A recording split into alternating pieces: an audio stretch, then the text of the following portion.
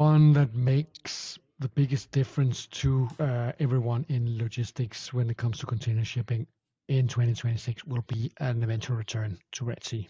So what comes about when that happens? Everyone, whether you're a small shipper, a big shipper, or the world's largest carrier, you need more than one contingency plan on how to carry that out. Somewhere in your home, there's a box full of moments you thought you'd never see again. Those old home movies, reels, and photos, they don't last forever. At Newfangled Images, we help you bring those back to life. We've been preserving memories for over 15 years, and every tape and photo that's come through our door is handled personally by the owner. No middlemen, no outsourcing, because your memories deserve care, not bulk processing. Drop them off locally in Northwest Arkansas or safely ship to us. Visit newfangledimages.com or call 479-304-7187 to get started preserving your past today.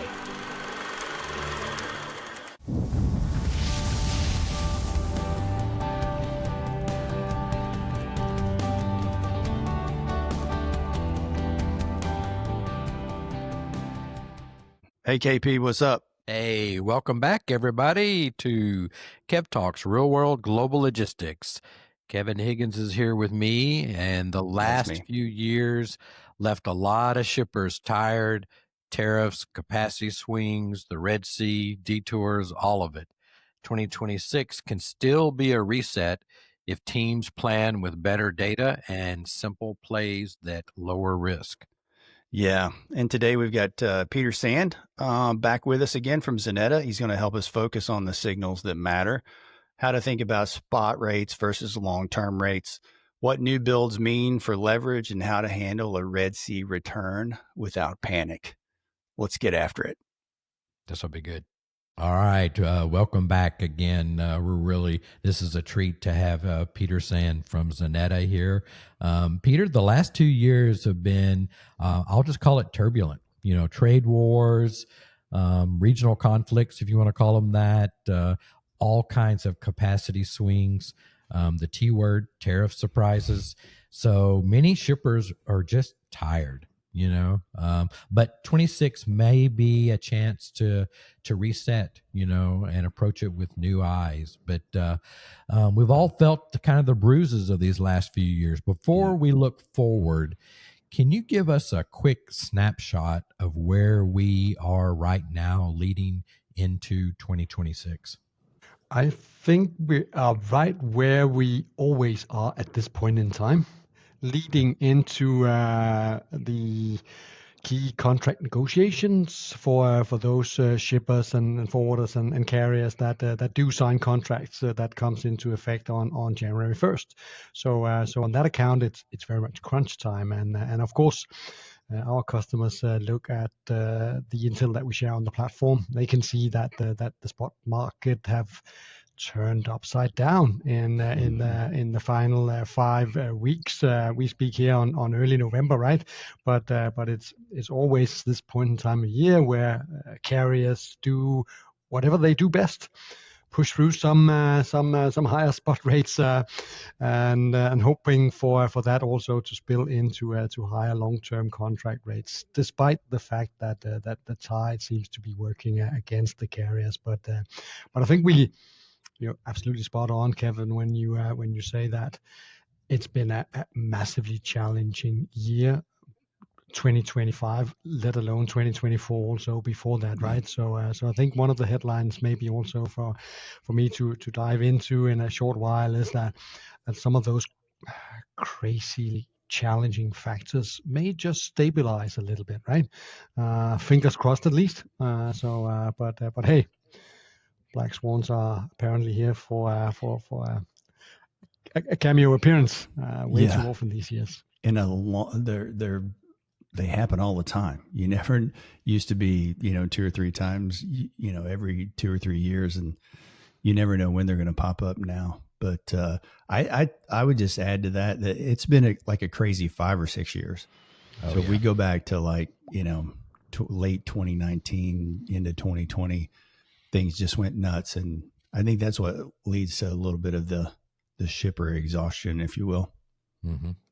You're spot on that account. When we look forward, we of course also look back, right? Because people are always in need to benchmark. They are always in need to see the future against what once was. So so in the 2026 Ocean Outlook, we basically bring also our forward-looking assessment when it comes to rates into perspective of pre-Red Sea and pre-COVID, right? Yeah. Because we just think those are the guidelines for where levels will be going forward. Right. So, Peter, I definitely want to jump into the primary focus on 2026 and all of that forward looking. But you mentioned the Red Sea, and I want to dive a little bit into that. We saw the Red Sea disruption stabilize, freight rates drift back towards late 2023 levels. Should shippers view this stability as something they can plan around, or is this just a temporary pause? I think they still do not like it because it ties up a lot of working capital. It requires them to run a different, say, scheme for inventory management as compared to what they used to. At least whether that's Red Sea or pre-COVID, or pre-Red Sea or pre-COVID, it's not nice to see your goods at sea for such an extended period of time. But when we look forward, also, will carriers soon return to Red Sea? I mean, the media, at least those that I pay attention to for global container shipping supply chains, have been debating a bit in the past week or so, as it has become more widely known that CMA have been through the area on some backhaul trades. But to us and to our customers, we have been informing them for quite a long time that this has been going on. Several industry professionals, of course, also aware of this.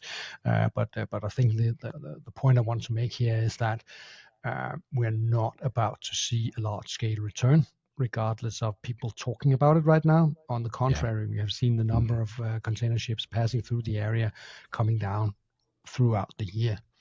Oh, wow. So I think there's always more to the storyline than meets the eye when you click the bait. Yeah. Good. Thank you for that. So let's definitely get into maybe a little bit more peeling back the outlook for 2026. So GDP, consumer spending, in some ways look mixed for 2026.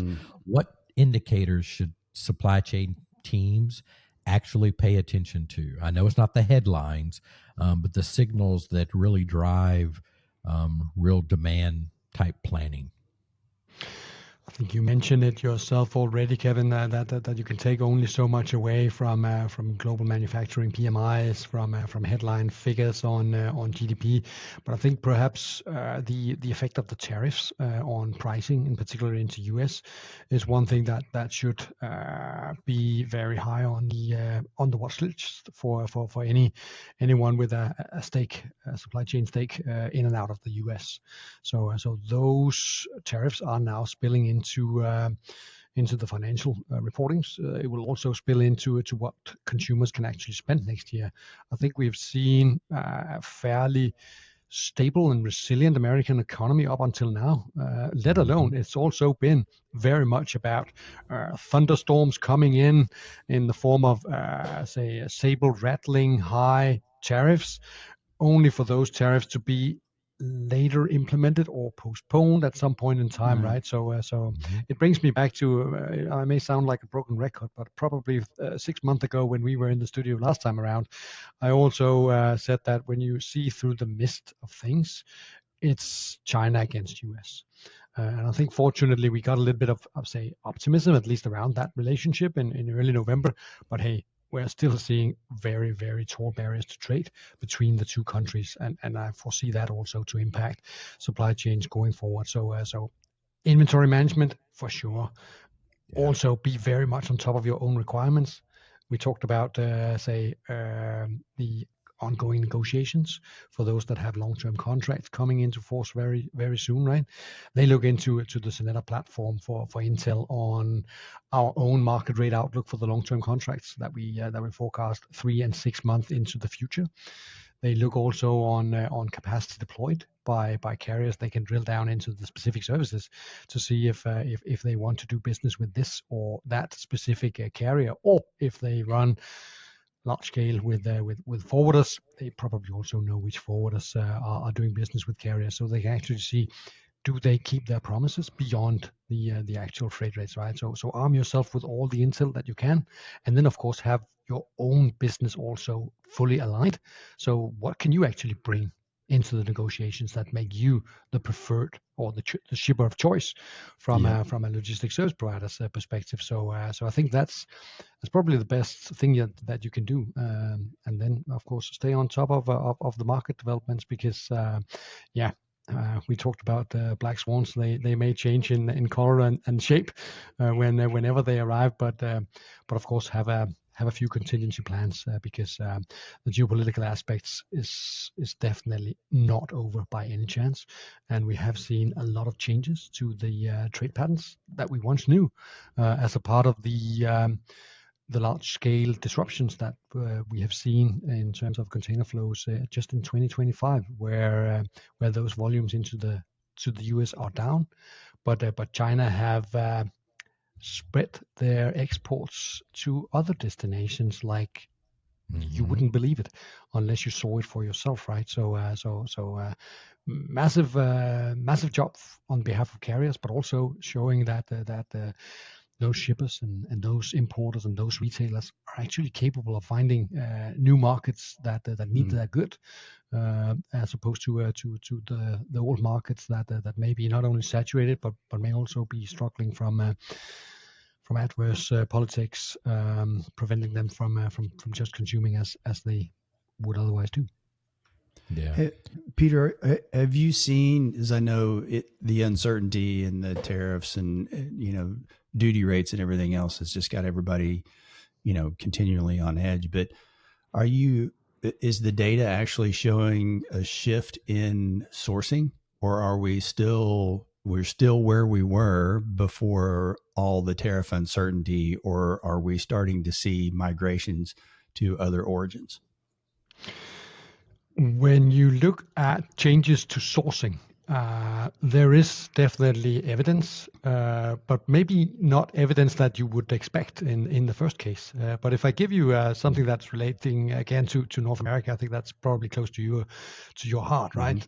So if we see demand from China into to the U.S. East Coast, West Coast, and Gulf Coast, that's down for the first 9 months of this year when we look at container trade statistics.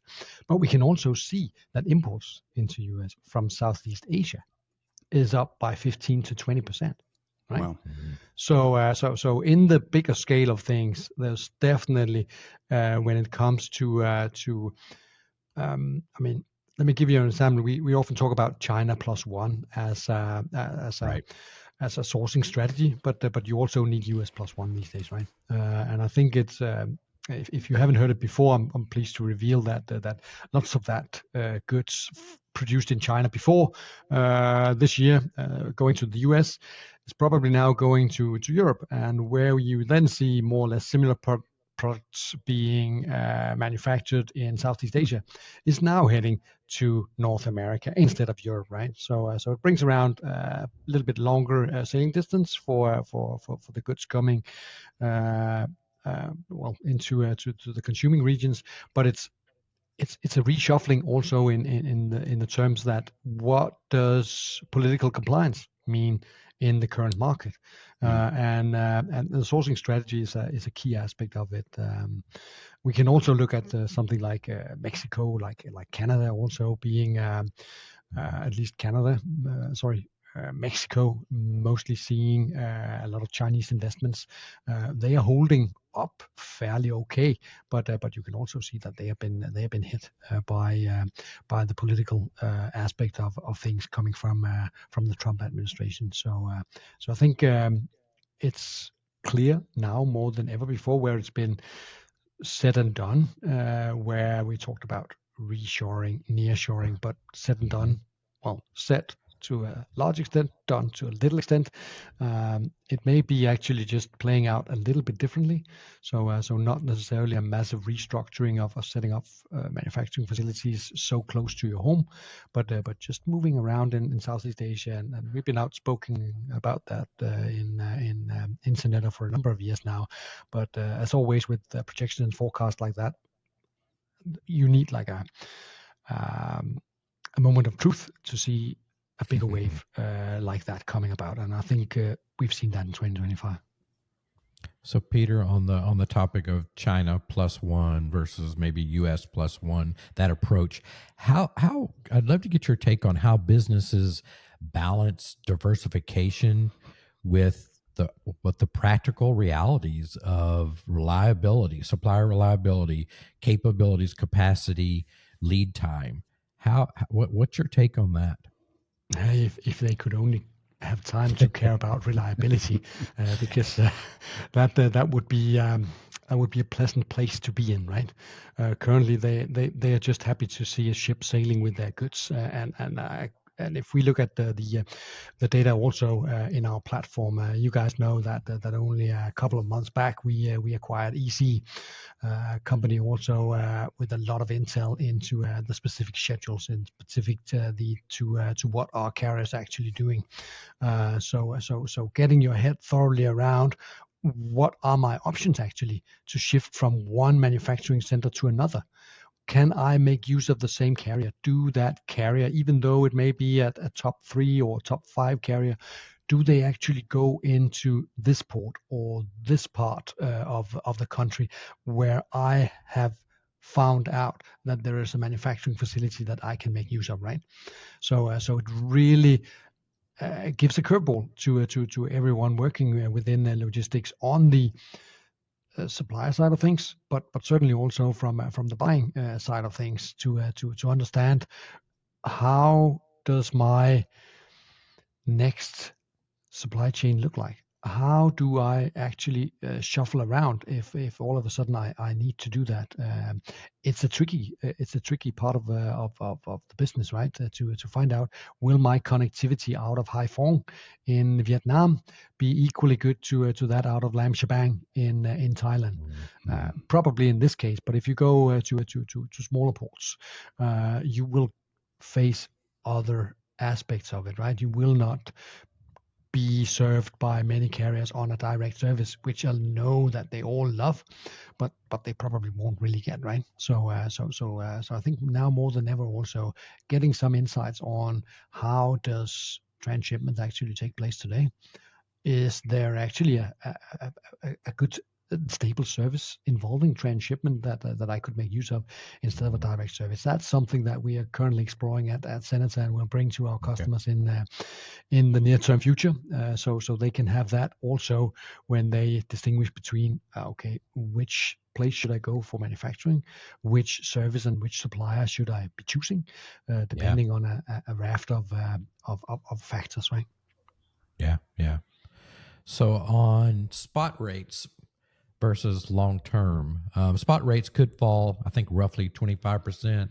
Long term rates, maybe 10% in 2026, I think is what I'm hearing and reading. How do you recommend shippers decide when to lean toward long term versus ride that short term volatility? And I know that's a loaded question, and that's but I would love to get your take on that, or your recommendation, your suggestions today based on the information that we have. Yeah. How to balance that. What's the risk? What's the reward? Because there's been a lot of people who are just like, I'm signing a contract, I'm not going to play the spot market, or vice versa. So love to, I can't wait for this answer.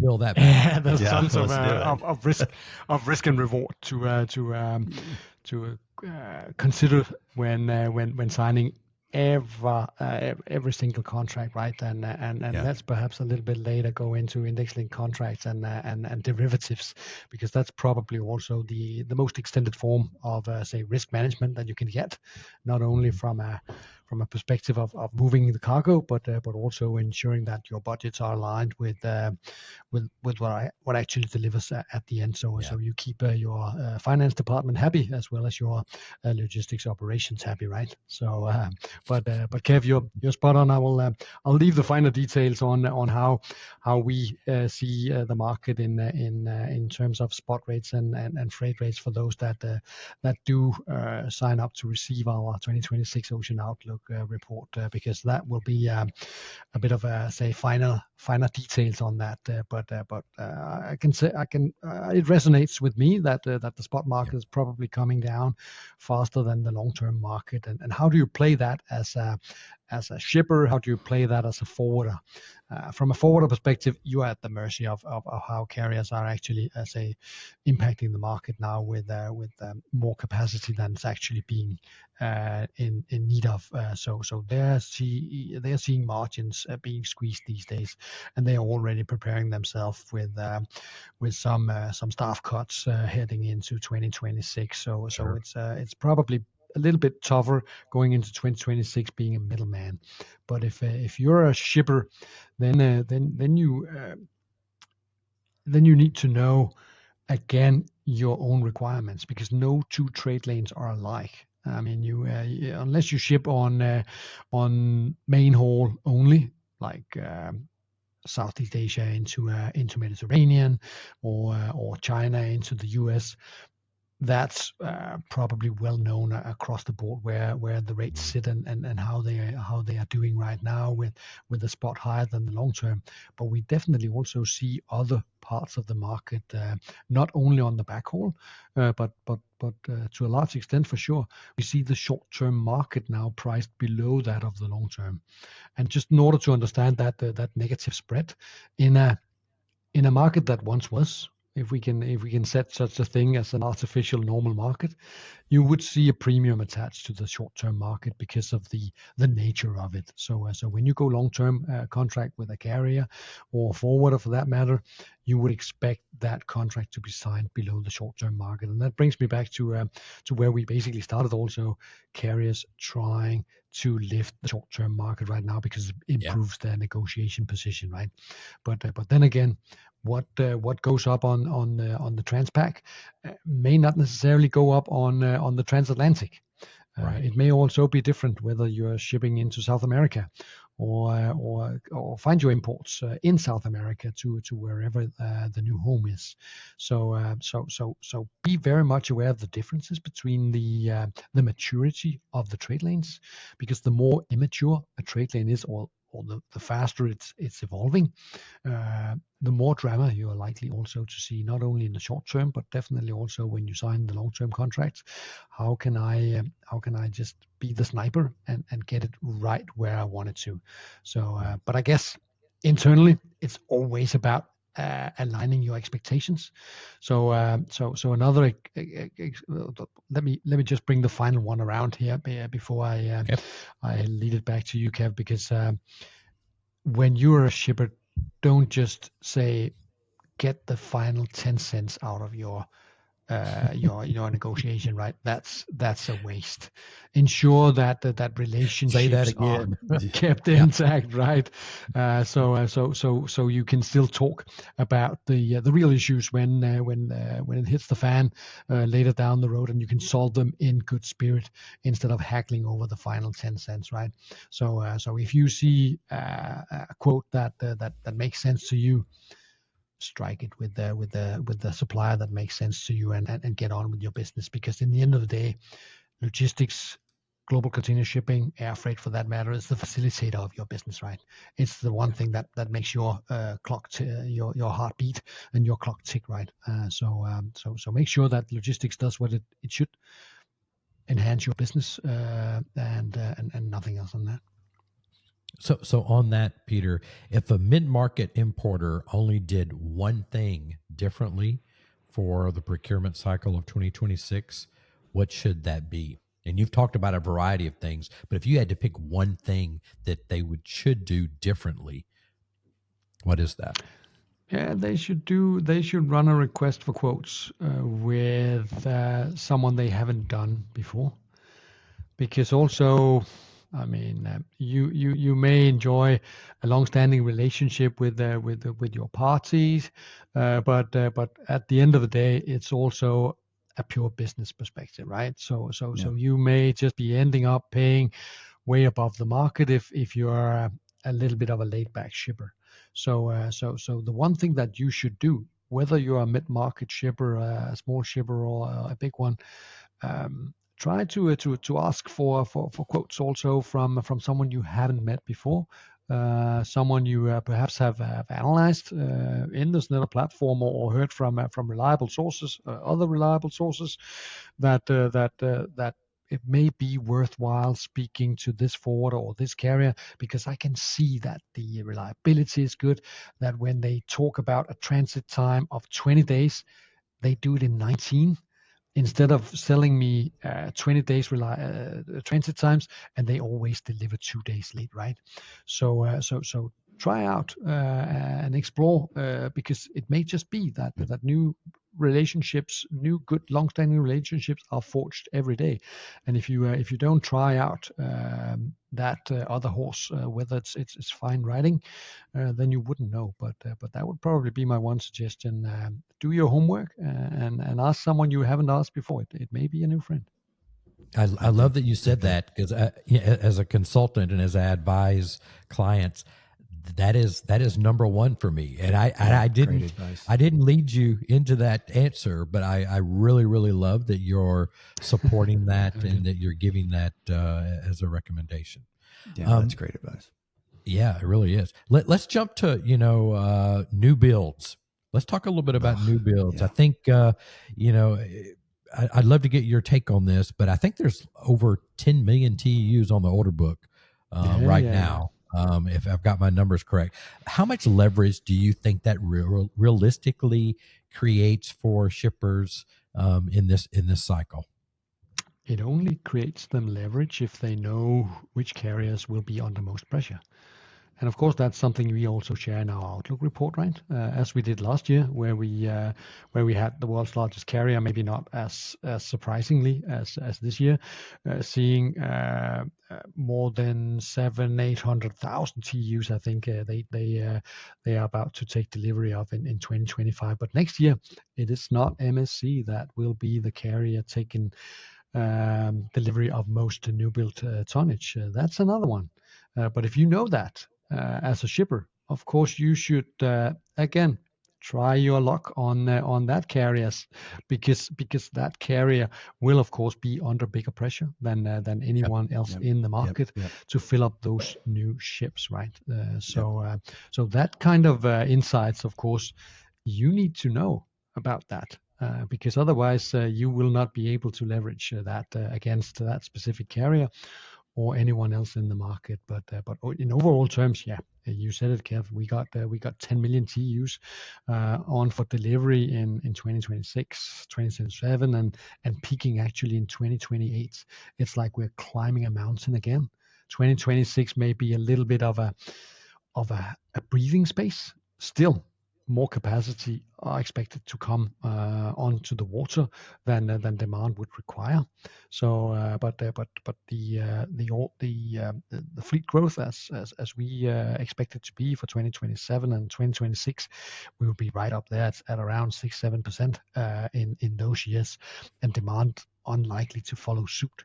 So again, a bit of advice: maybe don't do multi-year contracts now, unless you have some adjustment factor attached to it, because it may just be we're seeing carrier reporting right now strong on 2025 and the quarters behind, but also forecasting that they may plunge into reds.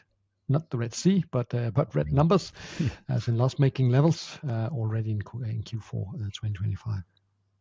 Yeah, understanding the new builds and all of that is so critical. It's the pre-game, it's the pre-work, and this is the time of year. Now is really understanding and utilizing resources, like Xeneta, for data that can arm you with this and help you develop the strategy instead of learning that in the minute. And I'm saying this because I've learned from my mistakes, through my career early on. It was getting that data and finding that data out at a certain stage in the negotiations or the allocation even, kind of put you at a disadvantage, and really taught me the value of using data in pre-gaming or pre-planning, and understanding kind of the lay of the land. And it's so much more sophisticated now, and there's so many other tools and resources to use, that can help you, in that process.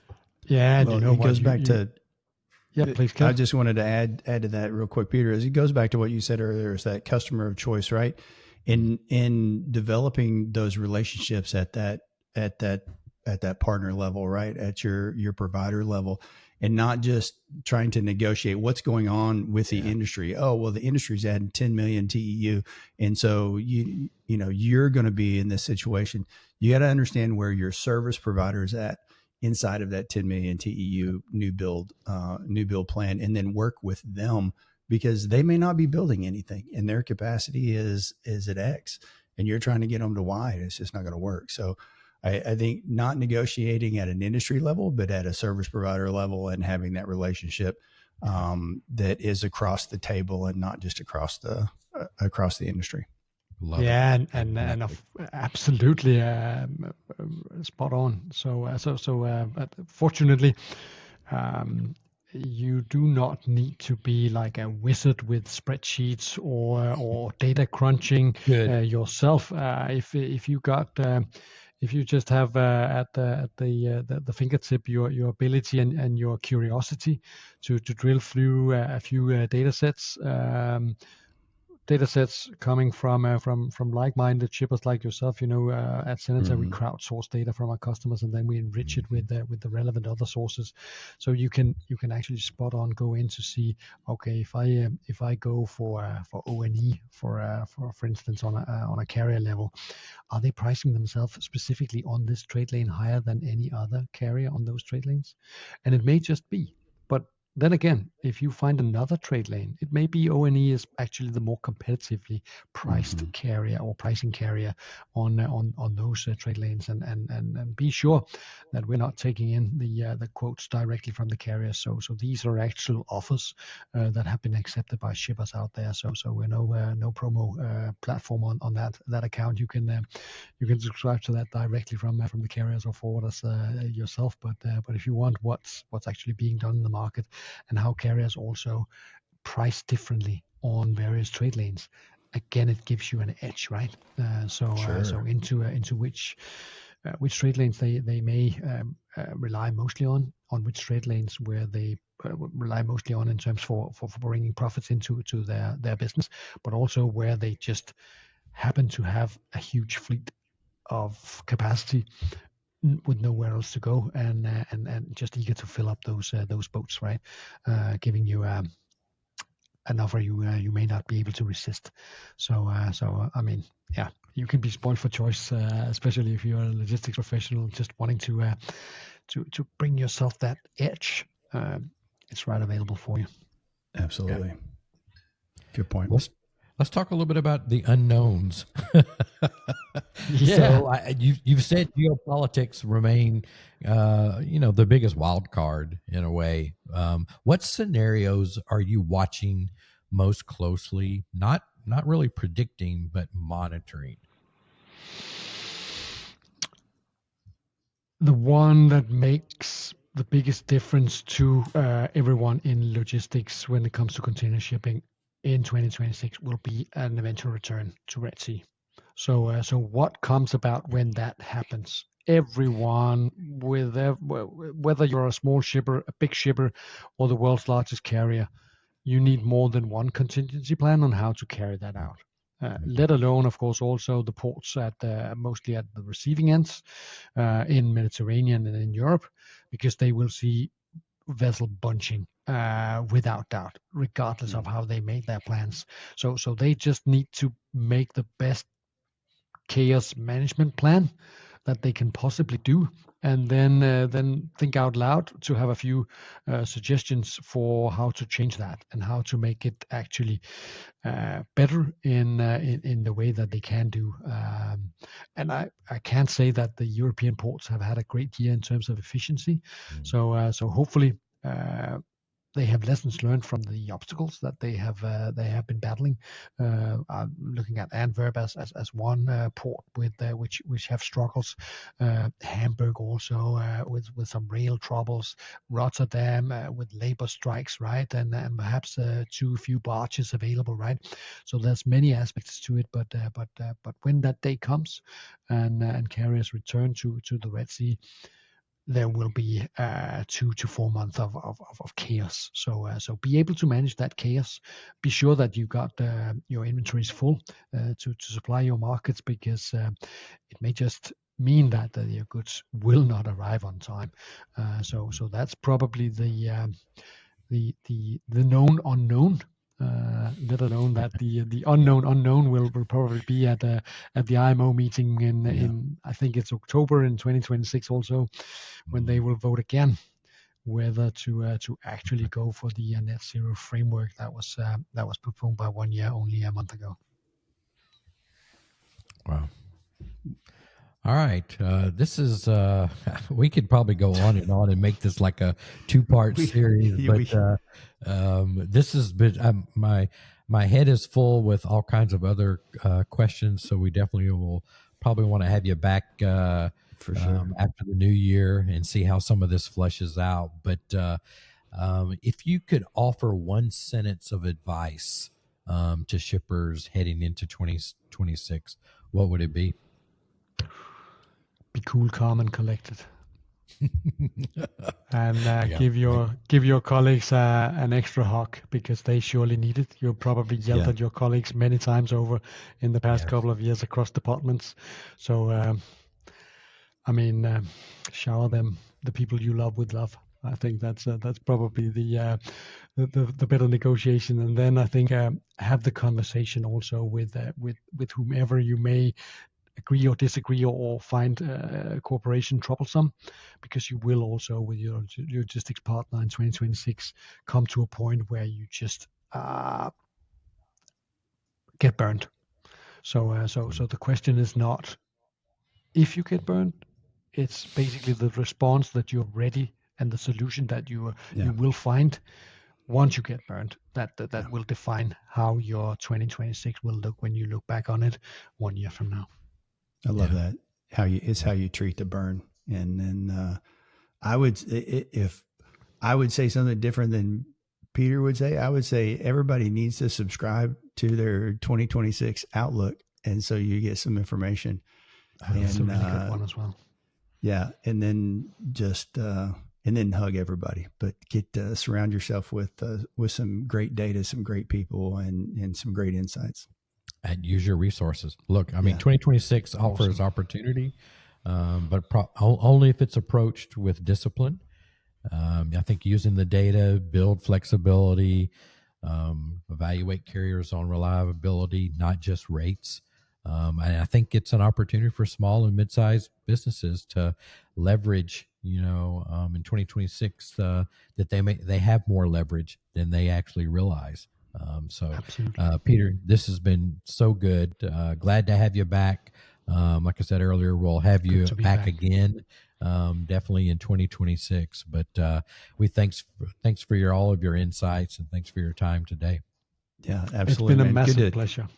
Hey, good to see you. Likewise, guys. Let's we'll have a good time in March when we're together. So we'll see each other in person.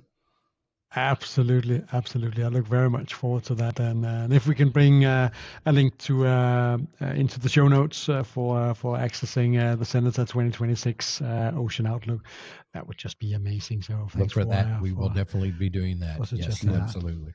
We'll definitely do that. Guys. We appreciate you, Peter. All right, thanks, man. Likewise. Right. We hope you enjoyed this episode of Kev Talks, Real World Global Logistics. If today's discussion inspired you, don't forget to follow, subscribe, rate, and share our podcast. Remember, every great journey in logistics starts with a single step forward. Let's continue working together to transform the industry.